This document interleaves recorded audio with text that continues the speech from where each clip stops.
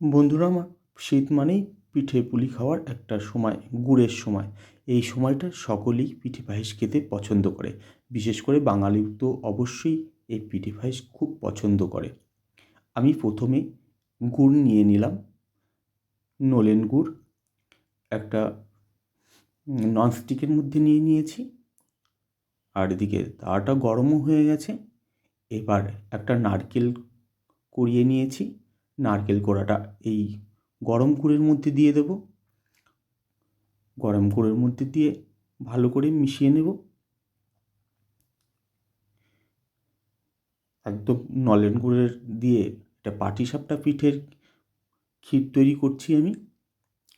এই ক্ষীরটা খেতে কিন্তু দারুণ টেস্ট লাগবে। আপনারা চাইলে এইখানটায় চিনি দিয়েও করতে পারেন।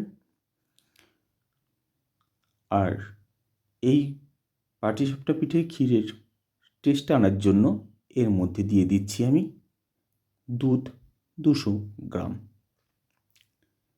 দুধ, গুড় আর নারকেলের পুরটা খুব ভালো করে আমি জাল করে নেব।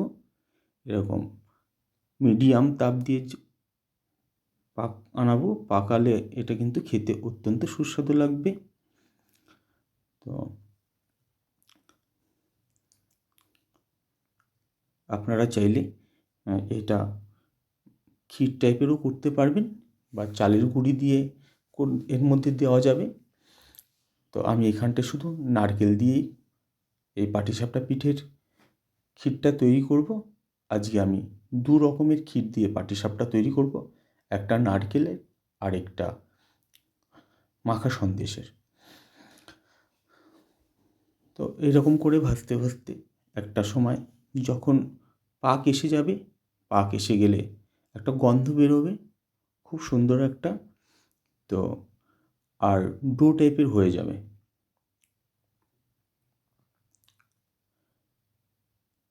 মিডিয়াম তাপে এরকম নাড়িয়ে চাড়িয়ে ভাজলে কিন্তু খেতেও খুব টেস্টি লাগবে আর পুড়ে যাওয়ার চান্স থাকবে না। দেখুন ডোটা হয়ে এসছে। এই জন্য আমি একটা পাত্রে নামিয়ে নিচ্ছি। নামিয়ে নিয়ে একটু ছড়িয়ে দেবো যাতে পুরটা ঠান্ডা হয়ে যায়। আর এদিকে আমি আতপ চালের গুঁড়ো নিয়ে নিয়েছি। আর একটা পাত্রে আমি দুধ দিয়ে দিচ্ছি। এই দুধের মধ্যে আমি একটু চিনি দিয়ে দেবো আর দিয়ে দেবো চালের গুঁড়ি। দুধ দিয়ে আমি চিনিটাকে ভালো করে মিশিয়ে নেব যাতে চিনিটা দানাযুক্ত না থাকে, খুব সুন্দরভাবে গলে যায়।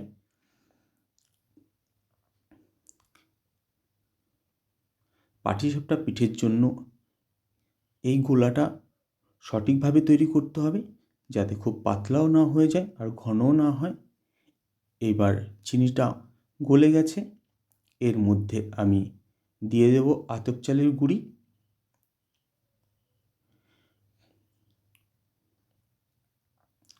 একটু একটু করে আতপ চাল দেব আর আমি গোলাটা গোলাবো যাতে একদম ঘনও না হয়ে যায়, পাতলাও না হয়। আর বেশি পাতলা হয়ে গেলে কিন্তু পিঠে সাপটার যে পুরটা হবে সেটা কিন্তু খেতে ভালো লাগবে না বা পিঠেটা সঠিকভাবে উঠবে না। একদম রেডি হয়ে গেছে গোলাটা। আর এখানটায় দেখছেন আমি নিয়ে নিয়েছি নারকেলের পুর আর মাখা সন্দেশ। আমি প্রথমে নারকেলের পুর দিয়ে পাটিসাপটা তৈরি করব।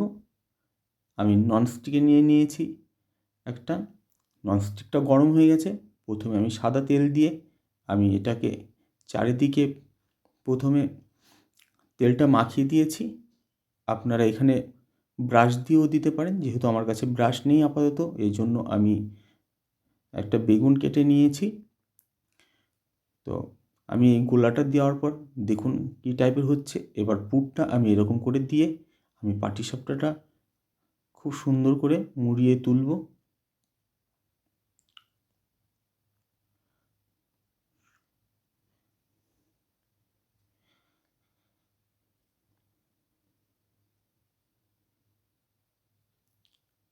পরপর এইরকম করে প্রতিটা পাটিসাপটার পিঠে আমি তৈরি করে নেব।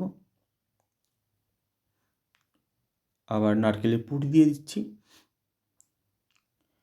আর এখানে আরেকটা টিপস না বললেই নয়, আপনারা চাইলে একটু আতপ চালের গুঁড়োর মধ্যে দিয়ে দেবেন ময়দা, দেখবেন তাহলে পিঠেটা খুব সুন্দর উঠবে। যদিও আমি এখানটা ময়দা ব্যবহার করিনি, আপনারা চাইলে ময়দাও ব্যবহার করতে পারেন। পাটিসাপটার আমি নারকেলের পুর দিয়ে তৈরি করে নিয়েছি, কমপ্লিট হয়ে গেছে। আর এইদিকে আমি এবার তৈরি করব মাখা সন্দেশ দিয়ে। তার জন্য এটার আলাদা একটা গোলা তৈরি করছি। এর মধ্যে দিয়ে দিচ্ছি আমি নলেন গুড় দিয়ে গোলাটা আমি তৈরি করব।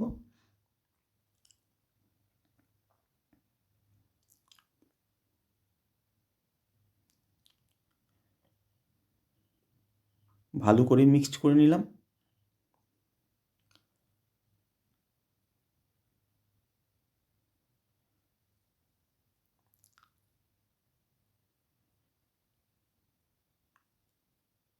একদম পারফেক্ট হয়েছে গোলাটা। আবার আমি ননস্টিক কড়াইতে দিয়ে দিচ্ছি গোলা, দিয়ে আস্তে করে ছড়িয়ে দেব। এবার আমি একটা চামচ দিয়ে দিচ্ছি মাখা সন্দেশটা। তো এটা একটু লাল লাল হবে, যেহেতু এখানটায় আমি নলেন গুড় ব্যবহার করেছি গোলাটার মধ্যে। খেতে কিন্তু অসাধারণ লাগবে। একে একে প্রত্যেকটা পাটিসাপটা পিঠে আমি এরকম করে তৈরি করে নেব।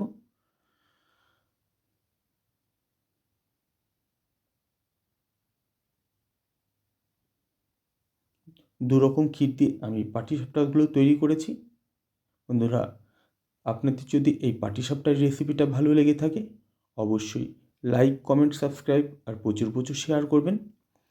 আর পাটিসাপটা পিঠেটা কেমন হয়েছে অবশ্যই কমেন্ট করে জানাবেন। আর পুরো ভিডিওটা দেখার জন্য আপনাদের অসংখ্য ধন্যবাদ। ভালো থাকবেন।